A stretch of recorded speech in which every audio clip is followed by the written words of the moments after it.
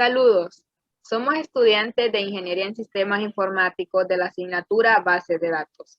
En el video de hoy daremos una breve explicación sobre las restricciones en SQL de Laboratorio 2. En el video estaremos explicando el diagrama final normalizado y el script donde se cumplen todas las restricciones. Las restricciones son fecha de inicio y fecha finalización. La fecha finalización no debe ser menor que la fecha inicio. El presupuesto no debe contener ningún dato negativo.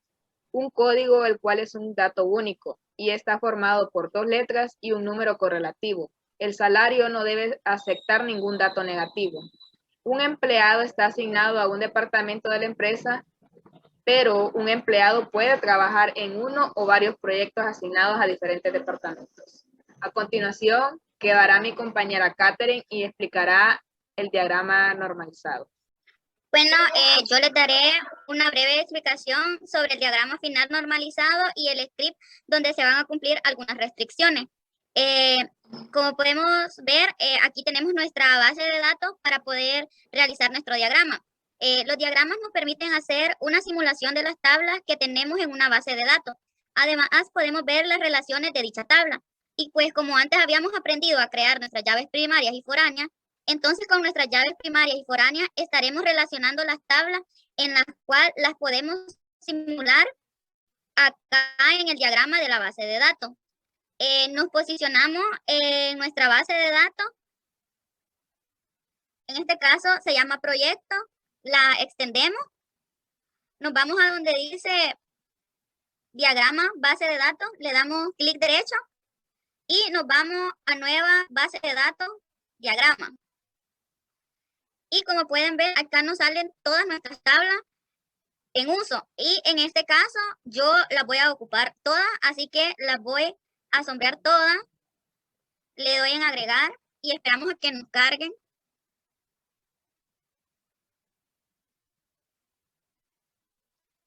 Una vez cargada, nos vamos a la opción donde dice cerrar. Y como pueden ver, acá está nuestro diagrama con todas nuestras tablas. Como podemos ver, nuestras tablas principales, donde se almacena toda la información, son la de empleados, departamento y proyecto. Y la de departamento empleado y la de proyecto empleado es para relacionar la información que ya está en nuestras tablas principales.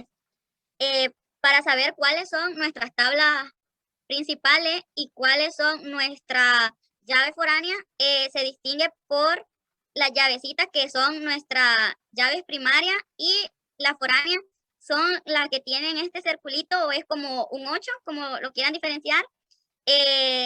Ya como pueden ver, todas tienen su llave primaria. Cada tabla, que son estas de donde está el ID, y que la tabla de departamentos empleados tiene la llave de foránea. Y acá nos está diciendo que todas tienen una relación entre sí y ya esta sería nuestro diagrama final. Y ahora les voy a explicar un poco sobre las restricciones que nos pedían en la diapo.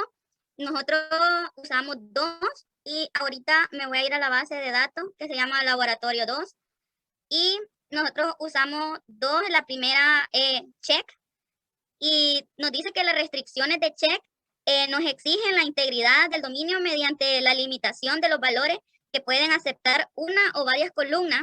En este caso se nos pedía que fecha de inicio, fecha de finalización, que esta no debe ser menor que la de la fecha de inicio y que nuestro presupuesto y que nuestro salario no debe contener valores negativos. Entonces, no, como vemos aquí en nuestra línea de código, acá arriba, está la de salario. Nos dice de que el salario no puede contener números negativos y que nuestra variable check la valida. Como también la de presupuesto y la de fecha inicio con la de fecha de finalización. Nuestra otra restricción es Unit, que la podemos observar aquí. Y también la tenemos en nuestra tabla de arriba, acá. Y nos dice que la restricción de Unit se puede usar para garantizar que no se puedan escribir valores duplicados, ya que cuando agregamos una restricción Unit a una o varias columnas de la tabla de forma determinada, el motor de base de datos examina los datos existentes de una columna para garantizar que todos los valores sean únicos. Y como nos pedía en la diapo de que el DUI y el código tenían que ser de valores únicos, Unix nos ayuda para poder garantizar eso y para poder ver que sí funciona nuestro código de check y Unix. Mi compañera Esperanza les hará una prueba ahorita. Y bueno, continuando con la explicación de mi compañera sobre las restricciones, se dice que check es una restricción que especifica los valores o el rango de valores que debe ser utilizado en el campo, evitando que se utilicen datos inapropiados y que cumplan lo que nosotros le especificamos. Es decir, en esta le hemos especificado de que el salario no debe ser menor a 0, es decir, que no acepte ningún dato negativo, como también en la tabla proyectos hemos puesto la restricción check que presupuesto no debe ser menor a 0, es decir, que no acepte ningún dato negativo, como también en la fecha inicio no debe ser menor a la fecha final, ni fecha final no debe ser mayor a la fecha inicio. Con la restricción Unix, dice que la restricción Unix, al ingresar un dato, no debe contener ningún dato duplicado en la columna en la que se agregue el dato, en la columna en la que se agregue la restricción Unix. Al agregarse un dato duplicado, el motor de la base de datos automáticamente arrojará un error indicando que se ha infringido la restricción que hemos asignado al campo. Ahora vamos a ver de que las restricciones que hemos colocado si se cumplan. Vamos a empezar con la tabla empleados. Mi compañera me ayudará a ingresar los datos. Juan Pineda, salario 1700. Cargo Coordinador Luis 5, 6, 3, 4, 9, 8, 0-1. M3. Vemos que los datos que hemos ingresado son correctos. Entonces, según las restricciones, se dice que la restricción check en salario no permitía que un dato fuera negativo. Entonces, si agregamos menos 1700, vemos de que no deja que ingresar el campo, debido a que la restricción check dice de que ha aparecido un conflicto debido a que se ha puesto una restricción. Entonces vemos que la restricción check sí se cumple en salario. Ahora, otra de las restricciones era de que Unix no permitía que hubieran datos duplicados en DUI. Entonces, vamos a copiar el DUI de María y se lo vamos a poner a Juan. Al intentar continuar, vemos que tampoco la restricción Unix no deja que el campo tenga datos iguales.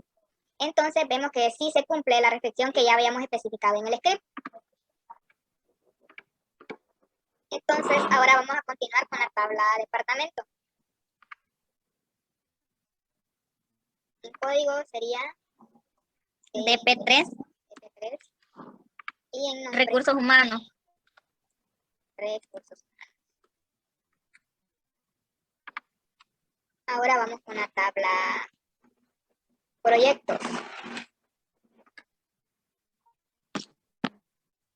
La tabla proyectos sería PR3.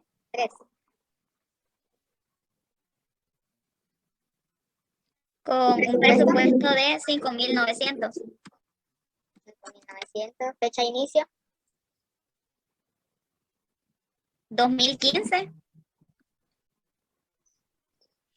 3/3. Fecha final. 2016. 12/12. Y el nombre del proyecto. Llevar el control de los suministros de los departamentos.